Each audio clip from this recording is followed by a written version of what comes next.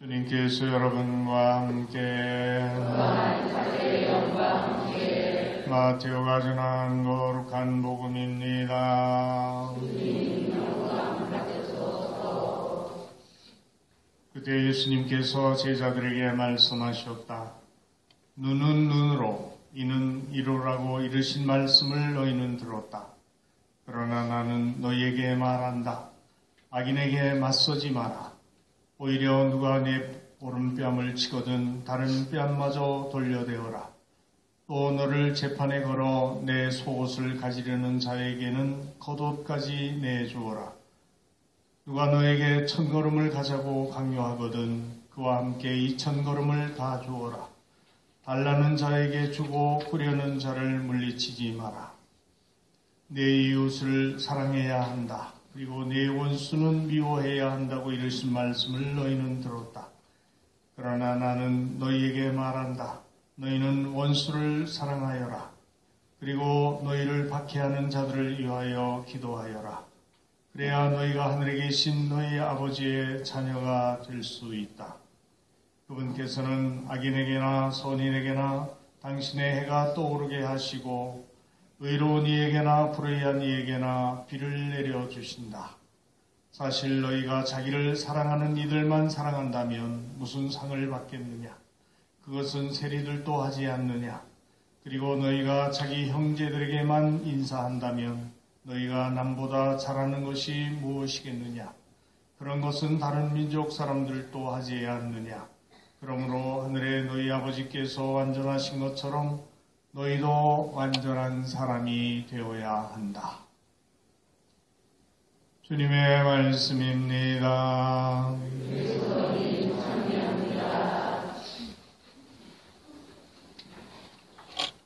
참 예수님 사랑합니다. 행복하세요.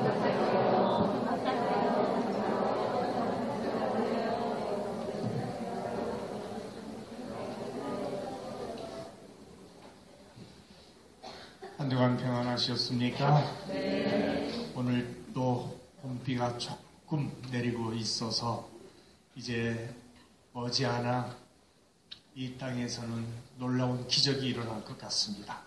새싹이 돋아나고 꽃이 피어나고 얼어붙은 땅에 봄이 찾아온다는 희망이 이 땅에만이 아니라 우리가 사는 세상에 그리고 우리들 마음 속에 여러분 가정에도 찾아올 수 있게 되기를 바랍니다. 오늘은 계속되는 주님의 말씀을 통해서 우리는 산상수훈을 들었습니다. 참된 행복에 대한 가르침, 그리고 너희는 세상의 빛이다 소금이다 하신 말씀, 그리고 십계명을 풀어서 예수님께서 더 근원적으로 죄를 짓지 않고 의롭게 살아가야 되는 삶의 길을 가르쳐 주셨죠. 그런데 이제 오늘은 그 가르침이 극에 이른다고 볼 수가 있겠죠. 원수를 사랑하라 하는 말씀까지 우리에게 해 주셨기 때문입니다. 원수를 사랑해야 될 이유는 뭘까요? 하늘에 계신 아버지께서 거룩하신 것처럼 또 완전하신 것처럼 너희도 완전하고 거룩한 사람이 되려면 하느님 아버지의 마음을 배워야 된다 하는 이야기죠. 하느님께서는 착한 사람에게나 악한 사람에게나 똑같이 햇빛을 비춰주시고 비를 내려주신다. 나쁘다고 해서 그 사람에게 차별하지 않으신다. 그런 하느님의 마음을 배워야 된다 하는 이야기죠. 그리고 우리가 살아가면서 정말 행복하려면 미워하는 사람이 없어야 돼요. 원수가 없어야 돼요. 그러니까 우리가 삶의 끝나는 순간 나는 이 세상 누구도 원수처럼 여기지 않고 미워하지 않는다 하고 말할 수 있는 사람이 되어서 죽음을 맞아야 된다는 이야기죠. 하지만 누군가를 미워하는 마음이 있고 앙심을 품고 보복하려는 마음이 있고 원수같이 여기며 미워한다면 죽는 순간에도 편안할까 불편할까? 불편하죠. 그러니까 불편한 모습으로 죽으면 그 얼굴이 어떤 모습이 되어 있을까요? 무서워요. 그러니까 모두 용서하고 편안한 마음, 편안한 얼굴이 되어서 죽을 수 있을 때 내 얼굴이 내 시신을 거두어주는 사람에게도 평화와 기쁨을 주는 선물이 될 수 있겠죠. 이것이 중요하다는 이야기예요. 마지막에 가서 봐야지. 그리고 저 높은 하느님의 관점에서 보아야지 우리가 사는 삶의 모습이 잘 사는지 못 사는지를 확실하게 분별할 수 있는 것이지, 그냥 여기서 네 잘났니 네 잘났니 네가 옳니 네가 그러니 하고 따지면서 나와 다르다는 이유 때문에 타박하고 미워하고 적대시하는 그런 삶의 자세는 절대로 복음적인 삶도 하느님이 우리에게 바라시는 인간의 길도 아니라는 이야기입니다. 이 진리를 충실하게 깨달을 수 있어야 비로소 우리는 참된 주님의 자녀, 참된 그리스도인, 참된 사람이 될 수 있습니다. 내 원수를 사랑한다는 말씀 어렵죠? 할 수 있을까요? TV에 보면 스피드 게임 나오는 거 있지 않습니까? 노인 부부들이 나와서 스피드 게임을 하는데 할아버지가 뭔가를 보고 할머니한테 설명해요. 당신하고 나 사이가 무슨 사이야? 우리 관계를 뭐라고 표현해? 그러니까 할머니가 왼수. 그러니까 할아버지가 당황했어요. 아니 부자 말고 내자로. 그러니까 뭐라 그랬어요? 평생 왼수. 할아버지가 들고 있는 글씨는 뭘까요? 천생연분이에요. 당신과 나 사이는 천생연분이라고 할아버지가 이 말을 맞출 수 있도록 유도를 했는데 할머니는 평생 원수라고 그런 거예요. 그러니까 사회자가 물었어요. 할머니, 평생 원수인데 어떻게 그렇게 여지까지 살면서 그렇게 사랑하고 계세요? 할머니 대답 뭐라 그랬을 것 같아요? 예수님이 원수를 사랑하라고 그랬어요. 그래도 그 할머니가 성당에 와가지고 이 강론 말씀을 열심히 들었나 봐. 매일 살다 보니까 원수같이 보이더라는 거죠. 꼴 보기 싫은 게 더 많아. 좋은 거보다.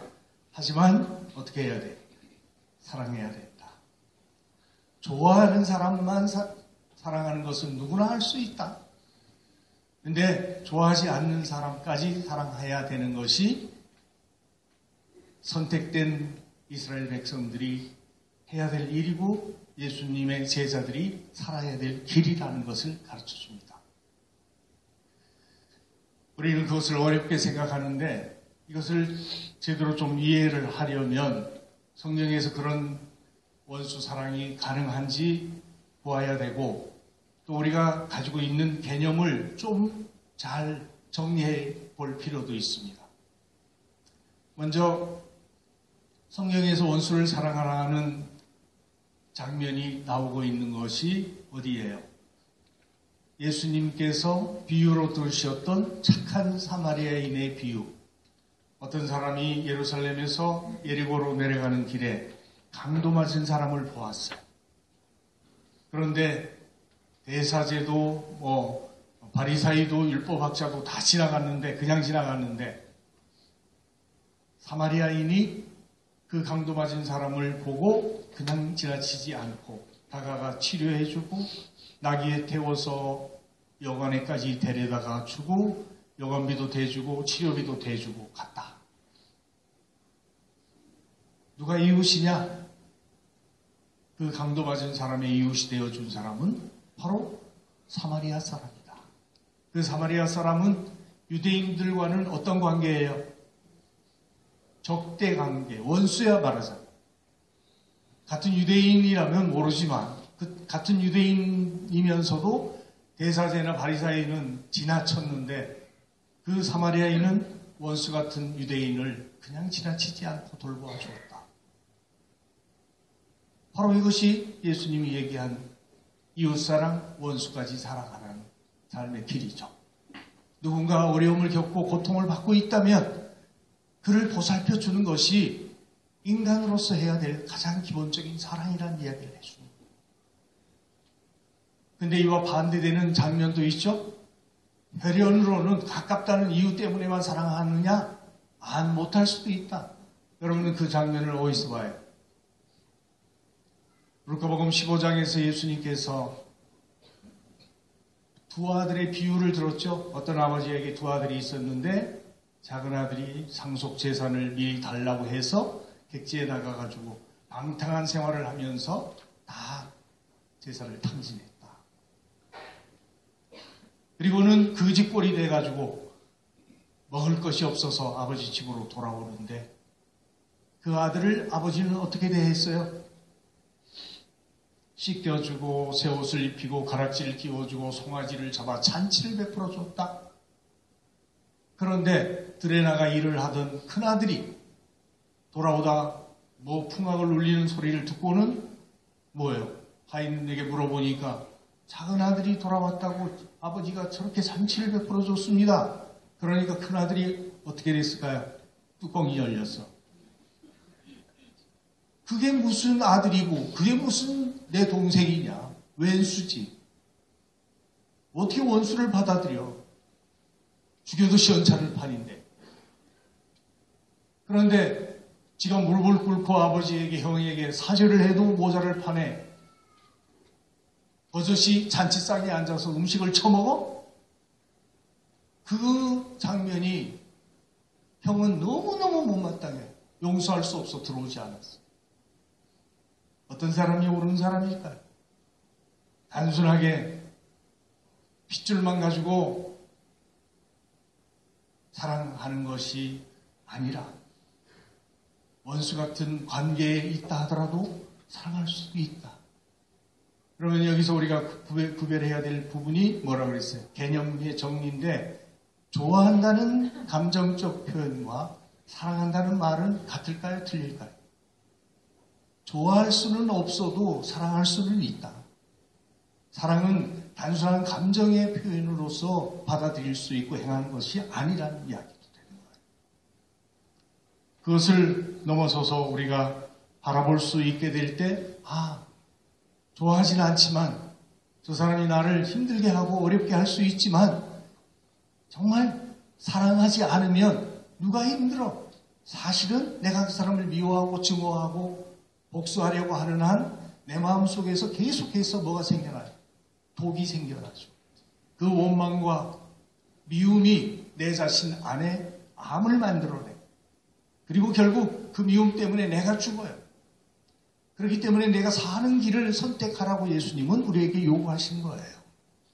이런 의미를 제대로 깨달을 수 있게 될 때 우리가 예수님이 하신 그 말씀이 어떤 뜻인지 알고 실천할 수 있는 것이 아니겠나 생각합니다.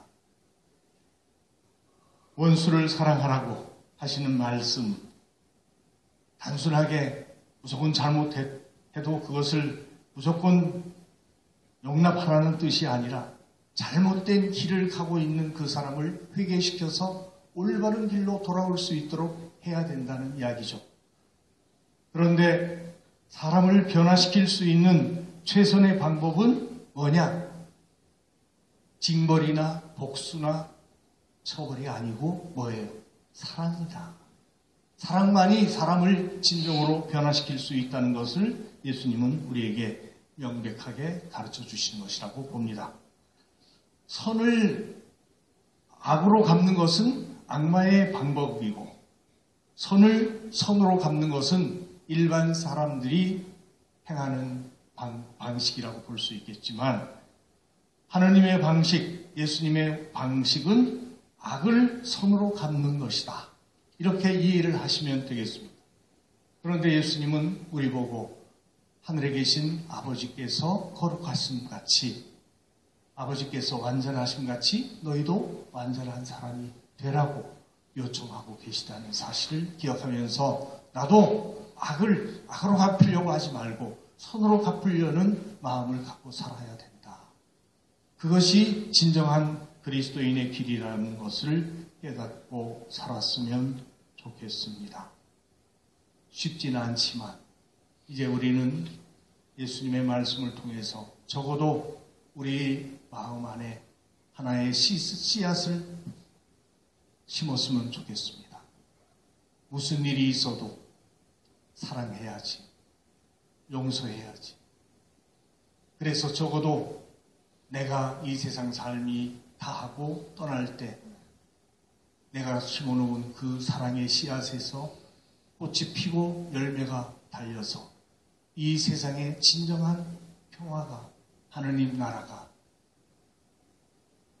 꽃 피어날 수 있도록 그렇게 살 수 있다면 우리는 이 인생을 정말 성공적으로 잘 산 사람이라 할 수 있겠죠.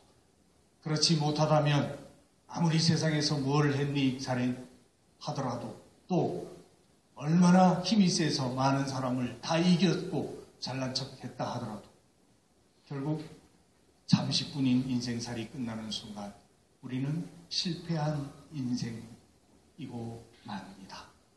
그러니 진정 이기는 길은 정말 사랑하는 삶이라는 것 가슴 속에 깊이 새기고 또 한 주간 은총 안에 살았으면 좋겠습니다. 쉽지 않지만 우리도 그렇게 누구도 미워하지 않고 원수까지도 사랑할 수 있도록 마음을 비춰주시기를 성령께 청하면서 정성된 마음으로 이 자리를 봉헌합시다. 잠깐 묵상하시겠습니다.